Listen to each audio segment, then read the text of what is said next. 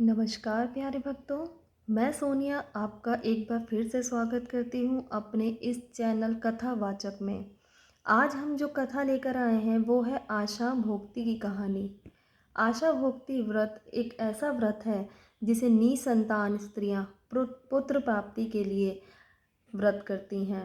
यह व्रत अश्विन अष्टमी से लेकर अमावस्या तक 8 दिन तक किया जाता है और इसमें प्रतिदिन पूजा की जाती है।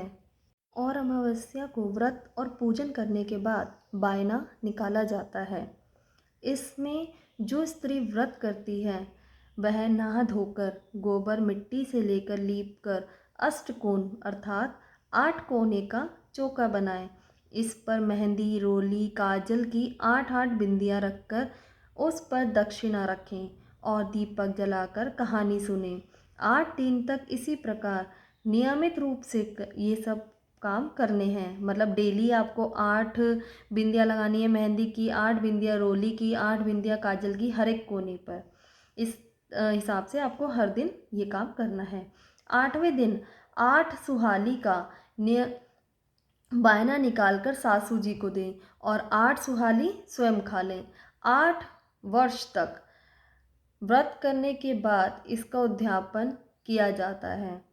उस समय उपरोक्त संपूर्ण पूजा के साथ साथ 8 सुहाग पिटारियाँ भी बनाई जाती हैं, क्योंकि आपको उद्यापन करना है तो 8 सुहाग पिटारियाँ आपको बनानी पड़ेंगी लास्ट में। मतलब जब 8 साल हो जाएंगे उसके बाद 9वें साल में जब आप इसका उद्यापन करोगे तब। और ये जो व्रत है ये आश्विन मास में जो अब श्राद्ध आते हैं उसमें अष्टमी से शुरू होता है और अमावस्या तक किया जाता है हर साल। तो ऐसे आपको 8 साल तक करना है। उसके बाद 9वें साल में आपको इसका उद्यापन करना है। तो प्रत्येक पिटारी के अंदर सुहाग की सभी वस्तुएं और 8-8 अन्य वस्तुएं रखें। मतलब सब चीज़ें 8-8 होनी चाहिए। 8 सुहागिन और ब्राह्मणों को भोजन कराकर एक एक पिटारी और दक्षिणा उन्हें दी जाती है। सास के लिए अलग से सुहाग पिटारी बनाकर वस्त्रों सहित उन्हें पैरों पकड़कर दी जाती है। जिन स्त्रियों के संतान नहीं होती इस व्रत को करने से उन महिलाओं के भी सुंदर पुत्र उत्पन्न हो जाते हैं। अच्छा भक्तों, इस व्रत को आशा भोक्ति व्रत भी कहते हैं, आशा भगवती व्रत भी कहते हैं, आशा भगवती व्रत भी कहते हैं। इसमें भी काफ़ी कहानियाँ प्रचलित है हमारे भारत में, जिनमें से मैं 2 कहानियाँ यहाँ पे आपको बताने जा रही हूँ। पहली कहानी है भगवान शिव जी और माता पार्वती जी की। एक बार भगवान शिव जी और माता पार्वती जी जोगी जोगिन का वेश धारण करके संसार भ्रमण कर रहे थे। एक स्थान पर उन्होंने देखा कि एक साहूकार बहुत ही उदास और दुखी है। शंकर जी ने साहूकार से पूछा, सेठ उदास क्यों हो? साहूकार ने कहा, महाराज क्या करूं, बहुत तेरे जप तप और दान पुण्य किए परंतु मेरे कोई संतान नहीं है, आप ही कोई उपाय बतलाइए। योगी वेशधारी भगवान शिव ने कहा, सेठ हम तो मांगते खाते फिरने वाले जोगी हैं, हमारे पास संतान कहाँ। इतना कहकर शिव पार्वती जी आगे चल पड़े। पार्वती जी ने कहा, महाराज इसे कम से कम एक पुत्र तो दे ही देते। शंकर जी ने कहा, जब इसके भाग्य में है ही नहीं तब कैसे और क्यों दूं। शिव जी और पार्वती जी अभी कुछ दूर ही चले थे कि उन्होंने देखा कि कुछ लोग एक गाय को मार मार के गांव से बाहर निकाल रहे हैं। शिव जी ने पूछा, भाइयों इस गाय को क्यों मार रहे हैं? लोगों ने कहा, यह ना तो बच्चा देती है ना ही दूध देती है, बांझ है, इसलिए गांव से निकाल रहे हैं। यह सुनकर भी शिव जी चुप रहे और पार्वती जी के साथ तीर्थों में घूमते हुए अयोध्या पहुंच गए। कुछ समय अयोध्या में रहने के बाद उसी मार्ग से जोगी और योगिन के वेश में भगवान शिव और पार्वती कैलाश पर्वत की ओर वापस चल पड़े। वापस लौटते समय भगवान शिव जी पार्वती जी ने देखा कि वही गाय एक ब्राह्मण के यहाँ बंधी हुई है। नीचे एक सफ़ेद रंग का बछड़ा दूध पी रहा है। शिव जी ने पूछा, यह गाय अब दूध लेने लग गई है क्या? ब्राह्मण बोला, हाँ महाराज अब इसकी कोप चालू हो गई है। शिव जी आगे चले, उस बनिए के दरवाजे पर पहुँचे। साहूकार अपने बच्चे को गोद में लिए खिला रहा था। शिव जी ने पूछा, सेठ यह तेरा लड़का है क्या? साहूकार बोला, महाराज यह आप ही का है, आप ही के प्रताप से यह हुआ है। शिव जी ने पूछा, कैसे हुआ? साहूकार ने कहा, हमारे गांव में महिलाएं आशा भगवती का व्रत करती हैं, मेरी स्त्री भी उनसे कहानी और व्रत विधि सीख आई। उसने घर आकर व्रत किया, कहानी सुनी और उससे लड़का हुआ। शिव जी बोले, यह बात तो ठीक है पर तुम्हारे गांव में उस गो के बछड़ा कैसे हुआ? साहूकार ने कहा, जब स्त्रियां व्रत करती थीं तो बचा खुच्चा बायना उस गो को भी दे देती थी, उसी से उसकी कोख चालू हो गई है। तो कैलाश पर्वत पर आने के बाद पार्वती जी ने शिवजी जी से कहा, महाराज यह व्रत तो मैं भी करूंगी। शिवजी जी बोले, आपके पास किस बात की कमी है? पार्वती जी ने कहा, मेरे भी संतान नहीं है। शिव बोले, जरूर करना। पार्वती जी ने भी यह व्रत किया। गणेश और कार्तिकेय 2 पुत्र प्राप्त किए। पार्वती जी ने दुनिया को इस व्रत की महिमा दिखाने के लिए व्रत किया था। हे माता आशा भगवती, जिस प्रकार साहूकार पर प्रसन्न हुई वैसे ही हम सब पर होना, सबकी कोख हरी करना, संसार में कोई निपुत्र निपुत्री ना रहे माता। अब हम प्रारंभ करते हैं अपनी दूसरी कथा। इस कथा के अनुसार हिमाचल का एक राजा था जिसके 2 लड़कियां थीं। एक का नाम गोरा था और दूसरे का नाम था पार्वती।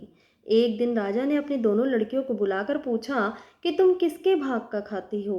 तब पार्वती जी बोली कि मैं अपने भाग का खाती हूँ, और गोरा बोली कि मैं आपके भाग का खाती हूँ।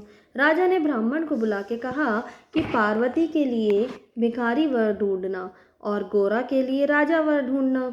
जब ब्राह्मण ने गोरा को सुंदर राजकुमार को दे दिया और पार्वती जी को बूढ़े भिखारी का भेष भरकर शिवजी जी बैठे थे उनको दे दिया। राजा ने पार्वती जी की शादी के लिए कुछ भी तैयारी नहीं करी और गोरा के लिए बहुत सी विवाह की तैयारी करी। जब गोरा की बारात आई तो बारात की बहुत खातिर करी और बहुत धूमधाम से शादी करी, परंतु जब पार्वती जी की बारात आई तो कुछ भी नहीं दिया और कन्यादान दे दिया। शिव जी पार्वती जी को कैलाश पर्वत पर लेके चले गए।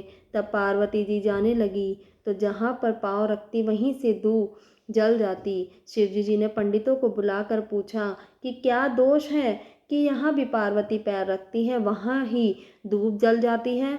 तब पंडित बोले कि पार्वती जी की भाभियाँ आशा भोक्ति का व्रत करती हैं, उन्होंने अपने पीहर में जाकर उद्यापन कर दिया, ये भी अपने पीहर जाकर उद्यापन कर देंगी तब इनका दोष मिटेगा।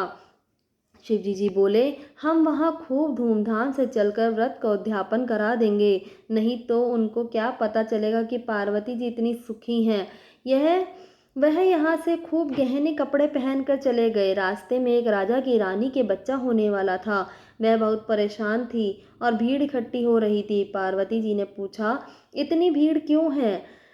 लोगों ने उनसे कुछ बातें बता दी। तब पार्वती जी शिवजी से बोली कि मेरी तो कोख बांध दो। शिवजी जी ने बहुत मना किया परंतु उन्होंने बात नहीं सुनी और जिद पकड़ ली। शिवजी जी बोले, औरत का हट बहुत खराब होता है। शिवजी जी ने उनकी कोख बांध दी। गोरा अपनी ससुराल में बहुत दुखी थी। पार्वती जी ने जब अपने पीहर गई तो किसी ने नहीं पहचाना। तब पार्वती जी ने अपना नाम बताया तो देखकर बहुत खुश हुए। उसके बाप ने पूछा कि किसके भाग का खाती है? तब पार्वती जी बोली, मैं अपने भाग का खाती हूँ, तभी तो इतनी खुश हूँ। वहाँ उसकी भाभियाँ आशा भोक्ति का उद्यापन कर रही थी। तब पार्वती जी बोली कि मेरे उद्यापन की तैयारी नहीं है, नहीं तो मैं भी उद्यापन कर देती। तब भाभियाँ बोली, तुम्हारे पर किस चीज़ की कमी है? यहाँ शिवजी जी अपने आप ही तैयारी कर देंगे, उन्हें तो कहने भर की देर है। तब उसकी भाभियाँ दासी से बोली कि शिवजी जी कुएं पर बैठे हैं, उनसे जाकर कह दे कि पार्वती जी के आशा भोक्ति के व्रत का उद्यापन की तैयारी करनी है। तब दासी ने शिवजी जी की सारी बातें कह दी। फिर शिवजी जी ने अंगूठी दी और कहा कि इससे जो भी मांगेंगे मिल जाएगा। फिर दासी ने वह अंगूठी लेकर पार्वती को दे दी और पार्वती ने ठीक तरह से तैयारियां कर ली। 8 सुहाग पिटारी मंगवाई, 8 तिल, 8 गहने, 8 पोली, 8 नथ, 8 सुहाली, चूड़ा, नाल, डाली, रोली, मेहंदी, सिंदूर, काजल, टिक्की, शीशा और सुहाग की सभी चीज़ें डाल दी।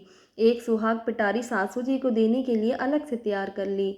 तब भाभियाँ बोली कि हम तो 8 महीने से तैयारी कर रहे हैं, तब भी इतनी तैयारी नहीं हुई और इसने थोड़ी देर में ही इतनी सारी तैयारी कर ली। शिवजी जी ने पार्वती जी से कहा, अब घर चलो। तब ससुर ने शिवजी जी को जीमने के लिए बुलाया तो शिवजी जी खूब गहने पहन के और छोटा सा रूप बनाकर बड़ी धूमधाम से जीमने गए। जब लोग बोले कि पार्वती जी को भिखारी ढूंढ कर दिया, परंतु पार्वती जी अपने भाग से खूब राज कर रही हैं। शिवजी जी जीमने लगे तो सारा खाना खत्म कर दिया। पार्वती जी जीमने लगी तो कुछ भी नहीं बचा था, सिर्फ एक सब्जी उबली हुई पड़ी थी। तो पार्वती जी वही साग खाकर ठंडा पानी पीकर वहाँ से चलने लगी। रास्ते में खूब गर्मी थी तो वह एक पेड़ के नीचे बैठ गई। तब शिवजी जी ने पूछा कि तुम क्या खा कर आई हो। तब पार्वती जी बोली, जो तुमने खाया वही मैंने खाया। परंतु शिवजी सब जानते थे। शिवजी जी हंसने लगे और बोले, तुम तो सब्जी और पानी पीकर आई हो। पार्वती जी बोली कि आपने तो मेरा पर्दा ही खोल दिया, लेकिन किसी और का पर्दा मत खोलना। बाद में आगे गए तो जो दूब सूख गई थी वह हरी हो गई।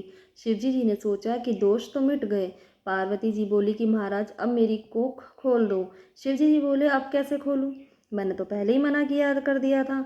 वहां से आगे गए तो वहीं रानी कुआं पूजने के लिए जा रही थी।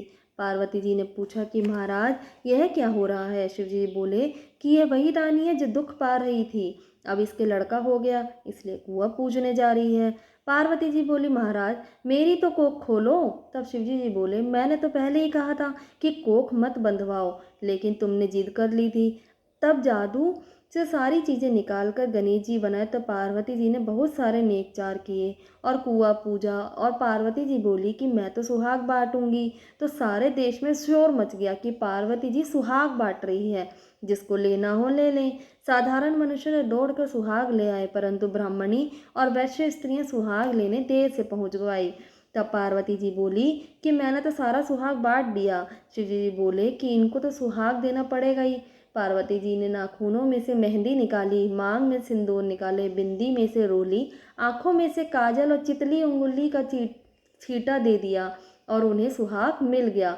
वह सारी नगरी में जय जयकार हो गई। तब ऐसे पार्वती जी ने सबको सुहाग दे दिया।